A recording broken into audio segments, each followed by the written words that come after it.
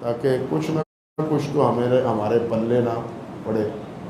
یہ نہ ہو کہ ہم صرف الفاظ سن کے ہی نکل جائیں، یعنی اس کا کچھ نہ کچھ مفہوم اور اس کے معانی اور مطالب وہ کسی نہ کسی پہلو میں ہمارے سامنے آئے. آج کی نماز میں بات یہاں سے شروع ہوئی ہے کہ یوم ندعو کل اناس بامامہم فمن اوتی کتابہ بیمینہ فاولئک یقرؤون کتابہم ولا یظلمون فتیلا. کہ قیامت کے دن ہر ایک کو ان کے امام کے نام سے پکارا جائے گا.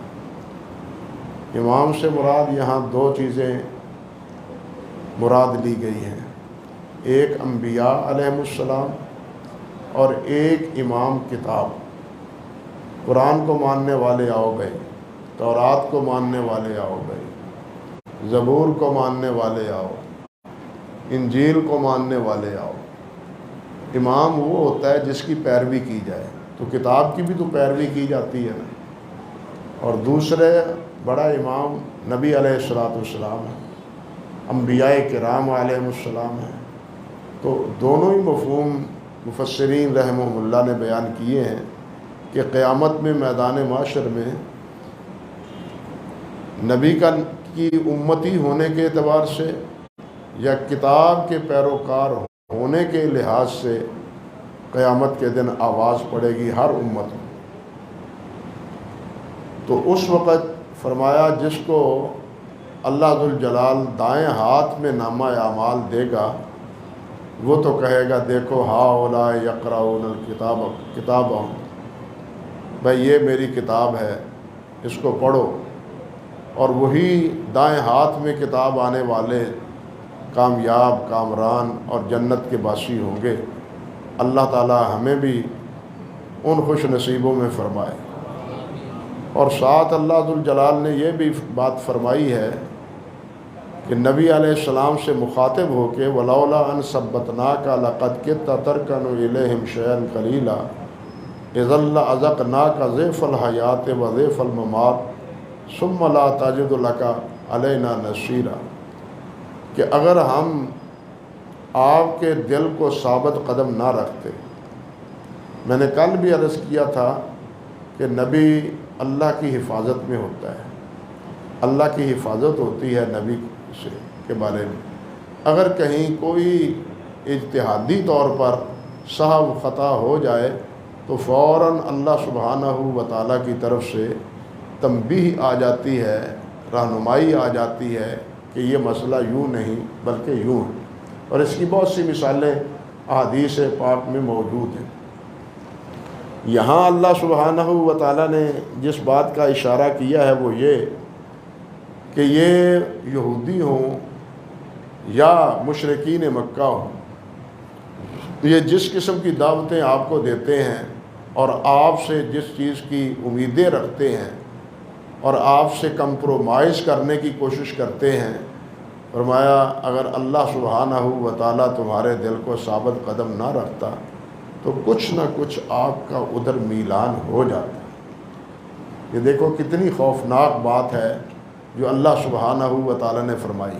لیکن اس میں ایک پہلو اور بھی ہے، وہ جس سے نبی علیہ السلام کی عظمت اور آپ کی فطرت کی صحت کا علم ہوتا ہے کہ اگر انہوں نے وہ تو اپنی دعوت دیتے ہی ہیں، لالچ دیتے ہی ہیں اور امیدیں دلاتے ہیں کہ آپ ایسا کریں ایسا کریں ایسا کریں، لیکن نبی علیہ السلام ان کی بات ماننے کے لیے آمادہ اور تیار نہیں. فرمایا اگر کچھ آپ اس طرف میلان کر لیتے، اس سے معلوم ہوتا ہے کہ نبی علیہ السلام کا اس طرف میلان ہے نہیں. اگر ہوتا بھی تو بہت تھوڑا، اگر ہو بھی تو اقل قلیل، بہت ہی تھوڑا. یہ نبی علیہ السلام کی فطرت صحیح ہونے کے لحاظ سے یہ بڑا اہم مقام ہے کہ نبی علیہ السلام یہود و نصارہ کے ہاتھوں یا مشرکین کے ہاتھوں کھلونا نہیں بنے، کیونکہ اللہ سبحانہ و تعالیٰ آپ کی حفاظت فرماتے ہیں۔ حدیث میں آتا ہے، آج دعا بھی اپنے نماز میں وطروں میں جو قاری صاحب نے کی ہے، حضرت سلمہ سے بھی یہ روایت ہے اور حضرت سیدہ عائشہ صدیقہ رضی اللہ تعالیٰ عنہا سے۔ حضرت سلمہ سے ان کے تلمیذ غالباً اشار بن حوشب ہیں، وہ پوچھتے ہیں کہ اماں جی، نبی علیہ السلام جب گھر ہوتے ہیں تو آپ کیا پڑھتے ہیں؟ کوئی دعا پڑھتے ہیں؟ کیا کام کرتے ہیں؟ تو نبی علیہ السلام نے کہ عمل کا حضرت سلمہ نے جواب یہ دیا کہ آپ اکثر میرے گھر میں تو یہی دعا پڑھتے ہیں، یا مقلب القلوب ثبت قلبی علی دینک، یا مقلب القلوب ثبت قلبی علی دینک۔ اور یہی بات سیدہ عائشہ صدیقہ رضی اللہ تعالی عنہا سے مروی ہے، انہوں نے بھی فرمایا کہ میرے گھر میں جب آپ ہوتے ہیں تو آپ اکثر یہ دعا پڑھتے ہیں۔ فرماتی ہیں حضرت عائشہ کہ ایک دفعہ میں نے پوچھ ہی لیا، اور یہی سوال حضرت سلمہ سے بھی ہے کہ ہم نے پوچھ ہی لیا کہ حضور یہ کیا مسئلہ ہے، آپ کو کس بات کا خوف خطرہ ہے؟ ہم کو تو خوف و خطرہ ہے کہ کہیں شیطان کے بہکاوے میں پھنس نہ جائے، پھسل نہ جائے، ہمیں تو خطرہ ہے، آپ کو کس بات کا خطرہ ہے کہ آپ ہمیشہ یہی دعا کرتے ہیں، یا مقلب القلوب ثبت قلبی علی دینک، اے دلوں کے پھیرنے والے میرے دل کو اپنے دین پر پھیرے رکھ، میرے دل کو اپنے دین پر پختہ رکھ، آپ کو کس بات کا خطرہ ہے؟ نبی علیہ السلام نے جو اس کا جواب ارشاد فرمایا وہ یہ تھا کہ یا عائشہ، ان قلوب العباد بین اصبع الرحمن یقلبها کیف یشاء۔ نبی علیہ السلام نے فرمایا، اے عائشہ، انسان کا دل اللہ ذوالجلال والاکرام کی انگلیوں کے درمیان ہے، اللہ ذوالجلال جس طرح چاہتے ہیں اپنے بندے کا دل پھیر دیتے۔ تو میں اللہ سے دعا کرتا ہوں کہ اللہ میرا دل دین پہ ہی پھیرتا رہے، دین کی طرف ہی میں قائم رہوں، دین پر قائم رہوں، اور اللہ وحدہ لا شریک سے میرا تعلق ہمیشہ جو ہے وہ قائم رہے۔ نبی علیہ السلام آپ ایک اور مقام دیکھیں اسی نوعیت کا، اللہ ذوالجلال والاکرام نے، ہم بھی کہتے ہیں، ہمارا عقیدہ بھی یہ ہے، مانتے بھی اس بات کو ہیں، اور قرآن مجید کے فرمانے پر ہم مانتے ہیں، اِنَّكَ لَعَلَىٰ خُلُقٍ عَظِيمٍ۔ اللہ نے فرمایا ہے نا کہ اے میرے نبی، آپ بہت بڑے اخلاق کے مالک ہیں، یعنی آپ کے حسن اخلاق کا اظہار کس نے کیا ہے؟ اللہ وحدہ لا شریک، اور آپ کے حسن اخلاق کا اعتراف کفار نے بھی کیا ہے۔ اللہ ذوالجلال نے تو بتلایا ہی ہے، کفار بھی اس بات کے معترف ہیں کہ آپ سے اچھے اخلاق کا اور کوئی انسان نہیں ہے۔ لیکن حدیث میں کیا آتا ہے؟ نبی علیہ السلام دعا کیا کرتے تھے، اللہم اہدنی لأحسن الاخلاق، اللہم اہدنی لأحسن الاخلاق فإنہ لا یہدی الا انت، فإنہ لا یہدی الا انت۔ یا اللہ مجھے حسن اخلاق کی ہدایت عطا فرما۔ غور کیا آپ نے کہ اللہ رب العزت کے فرمانے کے باوجود کہ انک لعلی خلق عظیم، آپ پھر نبی اللہ سبحانہ و تعالیٰ سے دعا کرتے، یا اللہ مجھے حسن اخلاق کے پیکر بنا دیں، مجھے حسن اخلاق کی ہدایت عطا فرما۔ تو نبی علیہ السلام ہمیشہ اس قسم کی دعا کرتے رہتے، اور آگے جو بات آگے فرمائی ہے وہ کیا کہ اگر تو اس طرف تھوڑا سا بھی مڑ جاتا، کفار جو لالچ دیتے ہیں، جو امیدیں آپ کو دلاتے ہیں اور جو آپ کو دعوت دیتے ہیں، اگر تھوڑی سی بات بھی آپ ان کی مان لیتے، اِذًا لَأَذَقْنَاكَ ضِعْفَ الْحَيَاةِ وَضِعْفَ الْمَمَاتِ ثُمَّ لَا تَجِدُ لَكَ عَلَيْنَا نَصِيرًا، تو پھر ہم تمہیں دنیا میں اور آخرت میں ڈبل عذاب دیتے ہیں، مرنے کے بعد بھی اور دنیا میں بھی ڈبل عذاب دیتے ہیں۔ میرا نبی ہو کے تو ان کی بات مانتا ہے؟ جتنا بڑا مقام ہوتا ہے، جتنا بڑا مرتبہ ہوتا ہے، اس سے اگر کوئی خطا ہو تو اس خطا کی عظمت بھی اتنی ہی بڑی ہوتی ہے۔ اور یہ ایک بات بھی سمجھ لیں کہ جن کو جتنی معرفت اللہ سبحانہ و تعالیٰ کی حاصل ہوتی ہے وہ اتنے ہی اللہ ذوالجلال سے ڈرتے ہیں، جتنی اللہ سے کی معرفت حاصل ہوتی۔ فرشتے معصوم ہیں نا، فرشتے تو غلطی نہیں کرتے، لیکن قرآن بتلاتا ہے کہ وہ بھی استغفار کرتے ہیں، یعنی فرشتے معصوم ہونے کے باوجود ان سے کوئی غلطی نہیں ہوتی، پھر بھی وہ استغفار کرتے ہیں۔ اور نبی علیہ الصلوۃ والسلام جو سید الاولین والآخرین ہیں اور خود فرماتے ہیں کہ میں تم میں سے سب سے زیادہ اللہ رب العزت کو جاننے والا ہوں۔ نبی علیہ الصلوۃ والسلام خود کیا کرتے ہیں، صحابہ فرماتے ہیں کہ ایک ایک مجلس میں نبی علیہ الصلوۃ والسلام 70 سے 100 مرتبہ یہ فرماتے، رب اغفر لی وتب علی انک انت التواب الرحیم، رب اغفر لی وتب علی انک انت التواب الغفور بھی آتا ہے، رحیم بھی آتا ہے۔ تو نبی علیہ الصلوۃ والسلام اس طرح کثرت سے استغفار اللہ رب العزت سے کرتے۔ اس کے یہ معنی نہیں ہے کہ نبی علیہ الصلوۃ والسلام معاذ اللہ گناہ گار تھے، گناہ کی وجہ سے نہیں، بلکہ اللہ سبحانہ و تعالیٰ نے خود حکم دیا ہے کہ مجھ سے استغفار کرو، مجھ سے بخشش طلب کرو۔ جس طرح اللہ نے حکم دیا ہے نماز کا، روزے کا، حج کا، زکوٰۃ کا، دوسرے احکام کا حکم دیا ہے، اسی طرح اللہ ذوالجلال نے استغفار کا بھی حکم دیا ہے۔ اور اسی حکم کی اطاعت میں انبیاء کرام علیہ السلام استغفار کرتے ہیں، فرشتے بھی کرتے ہیں، مومن بھی کرتے ہیں، گناہ گار بھی کرتے ہیں، ہر ایک کو استغفار کرنا چاہیے۔ اور اللہ ذوالجلال والاکرام نے تو آخری دور میں جو جب سورۃ النصر نازل ہوئی ہے تو اس وقت اللہ ذوالجلال نے فرمایا اذا جاء نصر اللہ والفتح ورأیت الناس يدخلون فی دین اللہ افواجا فسبح بحمد ربک واستغفر، فسبح بحمد ربک واستغفر، اللہ کی تسبیح بھی بیان کرو اور اللہ رب العزت سے استغفار بھی کرو۔ تو ان آیات سے آپ اندازہ کر سکتے ہیں کہ اللہ سبحانہ و تعالیٰ اپنے حبیب صلی اللہ علیہ وسلم سے کیا فرما رہے ہیں، اذا لأذقناک ضیف الحیات و ضیف الممات ثم لا تجد لک علینا نصیرا، اور پھر تم ایسی صورت میں کوئی بھی اپنا مددگار بھی نہیں پاؤ گے، کوئی مددگار بھی، تمہارا معاون بھی، تمہارا سفارشی بھی کوئی نہیں ہوگا اگر تم نے یہ کام کیا ہوتا، اگر تھوڑا سا بھی میلان تمہارا ان کی طرف ہوتا۔ اللہ اکبر کبیرہ۔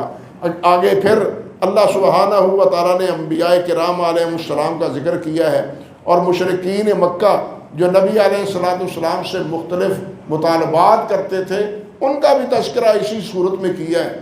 کبھی کہتے کہ ہم آپ پر کو نہیں مانتے، اس لیے آپ تو ہماری طرح انسان ہیں، ہماری طرح انسان ہیں، اور کبھی کہتے لن نؤمن لک حتی تفجر لنا من الارض ینبوعا، زمین سے چشمہ جاری ہو جانا چاہیے تیرے حکم سے، یا آسمان سے کوئی نہ کوئی ٹکڑا نیچے گر جانا چاہیے، یا اللہ کا کوئی فرشتہ آ کے تیری تائید کرنے والا ہو، تیرا بہترین سونے چاندی سے مرصع گھر تیرا ہونا چاہیے۔ اس قسم کے مطالبے نبی علیہ السلام سے کرتے تھے۔ اس صورت میں اللہ سبحانہ و تعالیٰ نے اس قسم کے مطالبات کا تذکرہ کیا ہے۔ اس کے جواب میں اللہ ذوالجلال والاکرام نے ایک ہی بات ارشاد فرمائی، قل، اے میرے نبی، سبحان ربی، میرا رب پاک ہے، ہر عیب سے، ہر نقص سے پاک ہے۔ اللہ جو چاہے کر سکتا ہے، چشمے جاری ہو سکتے ہیں، سونے چاندی کا گھر بن سکتا ہے، فرشتہ میری تائید کے لیے آ سکتا ہے، سب کچھ ہو سکتا ہے، اللہ کے لیے تو کوئی مشکل نہیں ہے۔ سبحان ربی، میرا رب کیا ہے؟ پاک ہے، ہر کوئی کمزوری اللہ ذوالجلال والاکرام میں نہیں۔ لیکن سن لو، حل کنت الا بشر رسولا، میں تو انسان رسول ہوں، بشر انسان رسول ہوں، انسان ہوں جس طرح تم ہو۔ بلکہ آگے اللہ ذوالجلال نے یہ بھی فرمایا کہ لو کان فی الارض ملائکۃ یمشون مطمئنین لنزلنا علیہم من السماء ملکا رسولا، اگر زمین پر فرشتے ہوتے تو ہم رسول بھی فرشتہ بھیجتے، اگر زمین پر فرشتے ہوتے تو ہم آسمان سے ان کی ہدایت کے لیے کون بھیجتے؟ فرشتہ بھیجتے۔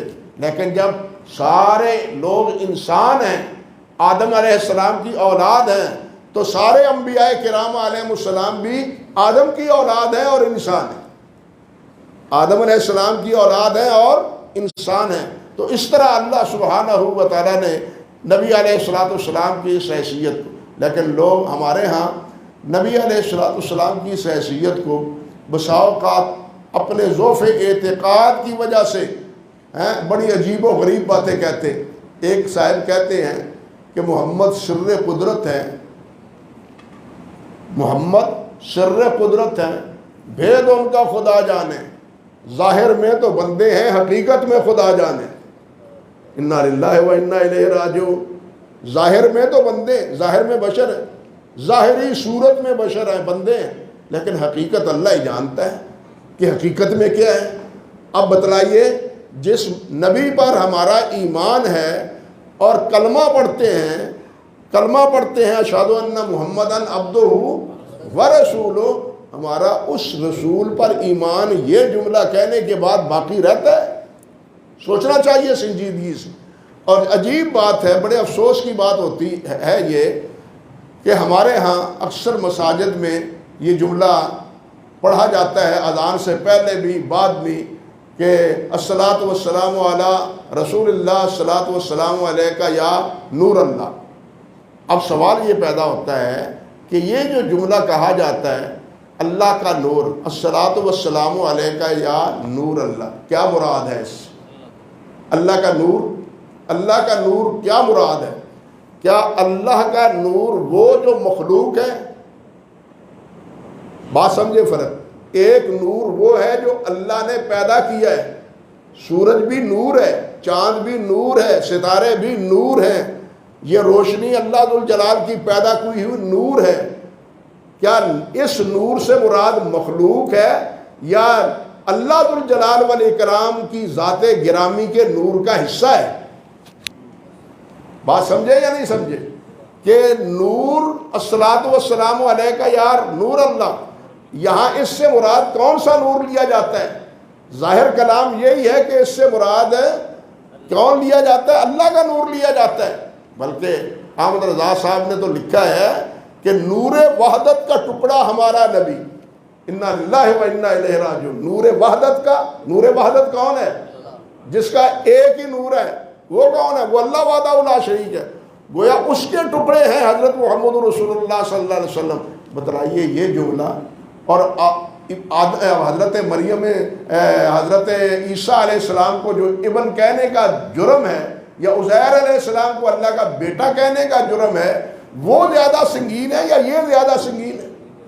وہ تو بیٹا کہا انہوں نے اللہ کے نور کا حصہ بنا دیا، جز بنا دیا اللہ ذوالجلال والاکرام کے حصے کا، اللہ کے نور کا جز بنا دیا۔ تو یہ جرم زیادہ ہے یا وہ جرم زیادہ ہے؟ لیکن اپنی عقیدت میں یہ جملے کہے جا رہے ہیں اور بے فکر ہیں اور کہتے ہیں کہ ہم جناب اللہ کے نبی علیہ السلام پر درود شریف پڑھ رہے ہیں، معاذ اللہ ثم استغفر اللہ۔ بلکہ مجھے تو کئی دفعہ یہ محسوس ہوتا ہے کہ یہ درود شریف بالکل اسی طرح ہے جس طرح سپیکر کی ٹیسٹنگ ہوتی ہے، کوئی اعلان ہو اس سے پہلے بھی یہی جملے اور جو جب اعلان ختم ہو اس سے بعد بھی یہی۔ بھائی درود شریف کا بھی ایک محل ہے، درود کا بھی ایک مقام ہے، درود کا بھی ایک طریقہ ہے۔ یہ تو نہیں کہ جو دل میں آیا۔ ہماری لغت سے اکثر و بیشتر مکہ مکرمہ اور اللہ ذوالجلال تو بالکل خارج ہو گئے، اللہ ذوالجلال اور مکہ مکرمہ تو بالکل خارج ہو گئے۔ حالانکہ نبی علیہ السلام نے کیا فرمایا ہے؟ جب ہجرت کی تھی کیا ارشاد فرمایا تھا اے مکہ تیرے باسی مجھے رہنے نہیں دیتے، اگر یہ مجھے یہاں سے نہ نکالتے تو میں کبھی یہاں سے نہ جاتا، اگر یہاں کے رہنے والے مجھے یہاں سے نہ نکالتے تو میں کبھی یہاں سے نہ جاتا۔ اور سوائے امام مالک کے، امام ابو حنیفہ ہوں، امام احمد ہوں، امام شافعی ہوں، یہ تینوں بزرگ فرماتے ہیں کہ مدینہ طیبہ سے مکہ مکرمہ افضل ہے۔ مکہ مکرمہ ہے جس میں ایک نماز 1,00,000 کے برابر ہے، ایک نماز 1,00,000 کے۔ بھائی یہ گھر کس کا ہے؟ اللہ کا۔ وہ گھر کس کا ہے؟ اللہ کے بندے کا۔ فرق سمجھئے؟ وہ گھر کن کا ہے؟ اللہ کے بندے کا، حضرت محمد رسول اللہ کا صلی اللہ علیہ وسلم. اور یہ مکہ مکرمہ میں گھر کس کا ہے؟ اللہ کا. تو اللہ کا گھر مقدم ہے یا نبی علیہ السلام کا گھر مقدم ہے؟ سوچنا چاہیے جہاں کہ اللہ کا گھر مقدم ہے یا اللہ کے نبی کا گھر مقدم ہے. اللہ کے گھر کا گھر جو ہے وہ مقدم ہے، جہاں ایک نیکی 1,00,000 کا اجر یہاں ملتا ہے. اللہ اکبر کبیرہ. اور بھی فضائل ہے مکہ مکرمہ کی. بلکہ ایک حدیث میں آتا ہے کہ مکہ کے باسی، مکہ کے رہنے والے، ان کو اللہ ذوالجلال نے اہل اللہ کہا ہے کہ یہ اللہ کا آل ہے، یہ اللہ کا کنبہ ہے، یہ اللہ کا کنبہ ہے. نبی علیہ السلام آج جو دعا پڑھی ہے، نبی علیہ السلام اس دعا میں کیا کہتے تھے؟ اپنی عبدیت کا، اللہم انی عبدک کا. یہاں تو جملہ جمع کا پڑھا ہے قاری صاحب نے، لیکن جو حدیث کے لفظ ہیں وہ کیا ہے؟ اللہم انی عبدک وابن عبدک وابن امتک. یا اللہ میں تیرا بندہ ہوں، میں تیرا بندہ ہوں، تیرے بندے کا بیٹا ہوں، تیری باندی کا بیٹا ہوں، تیری باندی کا بیٹا ہوں، تیرے بندے کا بیٹا ہوں، اور میں تیرا بندہ ہوں. حافظ ابن قیم رحمۃ اللہ علیہ نے طریق الہجرتین میں، بڑی عجیب کتاب ہے، اس میں انہوں نے فرمایا ہے کہ سب سے مقدم مقام اللہ ذوالجلال کے ہاں عبدیت ہے. حدیث میں آتا ہے، نبی علیہ السلام نے فرمایا ان اللہ اتخذنی عبدا قبل ان یتخذنی رسولا. اللہ ذوالجلال والاکرام نے مجھے رسول بنانے سے پہلے اپنا بندہ بنایا ہے. اللہ نے رسول بنانے سے پہلے مجھے کیا بنایا ہے؟ اپنا بندہ بنایا ہے. ہم کلمہ کیا پڑھتے ہیں؟ اشہد ان محمدن عبدہ و رسولہ. یہ کلمہ شہادت تو اس وقت تک پورا نہیں ہوتا جب تک عبدہ پہلے پڑھ نہ لے. جب تک عبدہ رسول سے پہلے پڑھ نہ لے اس وقت تک کلمہ شہادت ہمارا پورا نہیں ہوتا. لیکن بعض حضرات شاید اس جملے سے عبد کہنے سے آپ کی توہین سمجھتے ہیں. اللہ کے بندو، اگر یہ توہین ہو تو جہاں اللہ ذوالجلال والاکرام نے آپ پر بہت بڑا ایک انعام فرمایا اسی صورت میں، سبحان الذی اسرا، سبحان الذی اسرا، اللہ نے اپنے بندے کو سیر کرائی.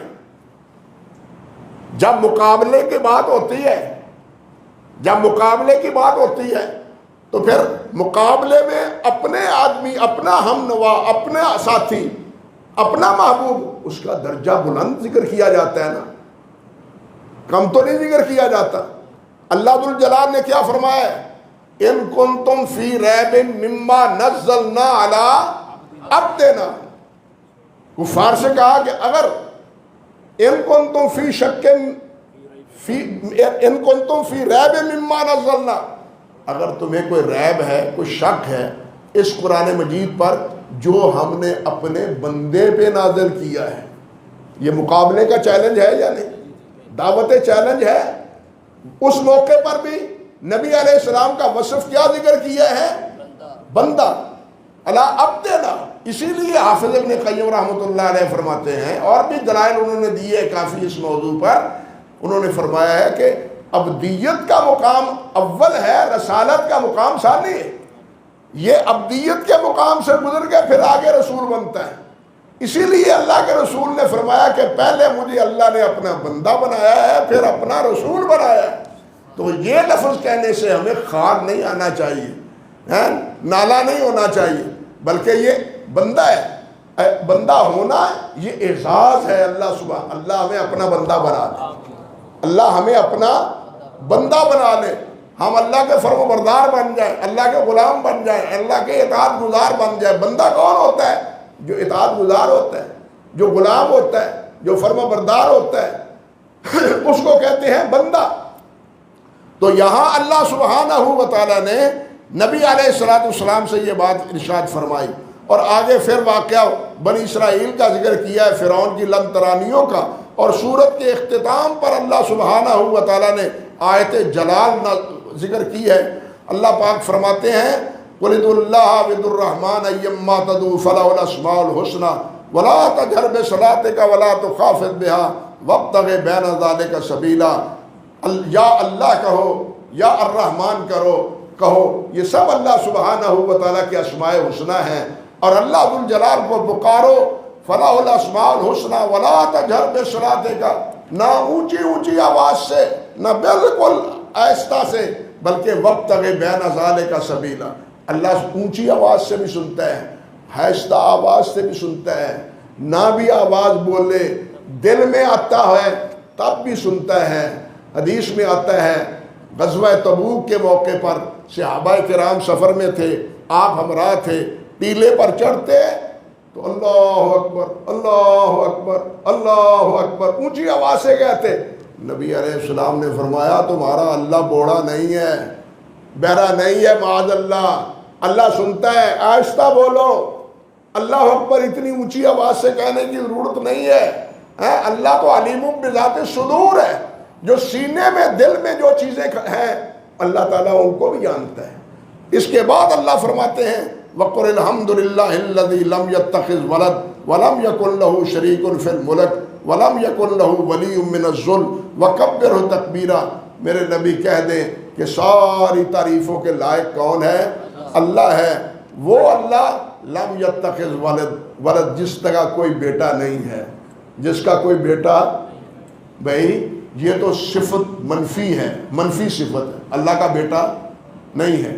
اللہ کا شکر ہے، اللہ کی تعریف ہے۔ اس میں تعریف کا پہلو کیا ہے؟ اس میں تعریف کا پہلو کیا ہے؟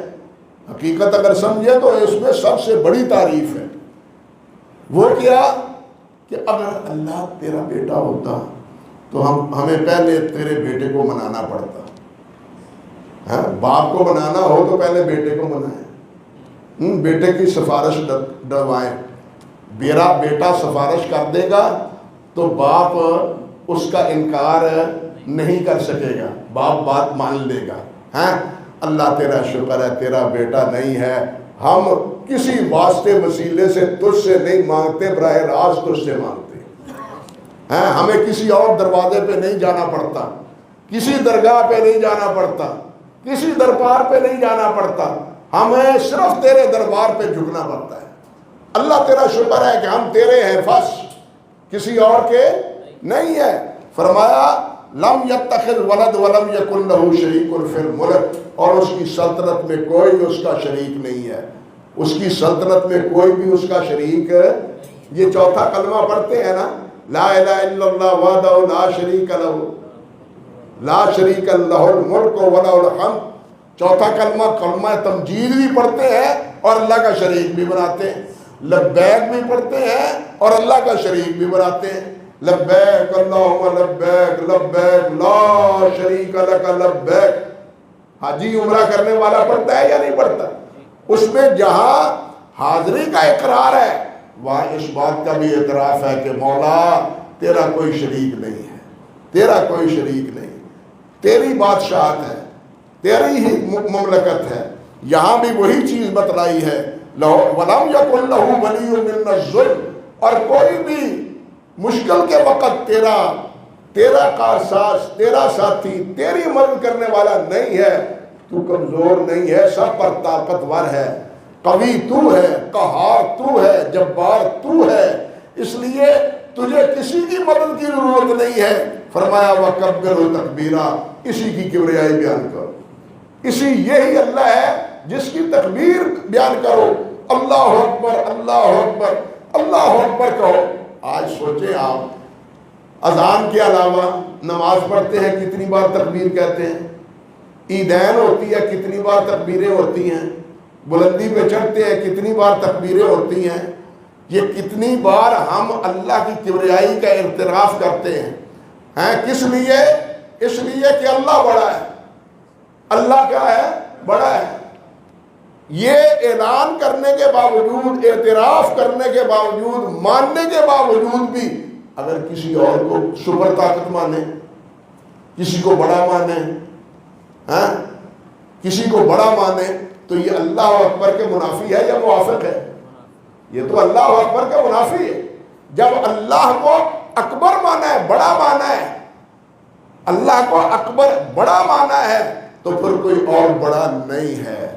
جب صحابہ کرام کے دل میں اللہ کی بڑائی آئی، نہ پھر کوئی شیر رہا، نہ کوئی ہاتھی رہا، نہ کوئی جرندہ رہا، نہ کوئی سمندر رہا، نہ ایران رہا، نہ روم رہا، کوئی رہا؟ کسی چیز نے ان کا راستہ روکا؟ بالکل نہیں۔ سمندروں میں بھی گھوڑے دوڑا دیے، سمندروں میں بھی گھوڑے دوڑا دیے، پہاڑوں کو طے کر لیا، سپر طاقتوں سے وہ ٹکرا گئے، اور کہا انہوں نے کہ ہم لوگوں کو لوگوں کی بندگی سے چھڑا کے اللہ کا بندہ بنانا چاہتے ہیں۔ جس وقت ایران کے سپہ سالار نے پوچھا کیا لینے آئے ہو حضرت صاحب سے، کیا لینے آئے ہو عرب کے بدوؤں، کیا لینے آئے ہو؟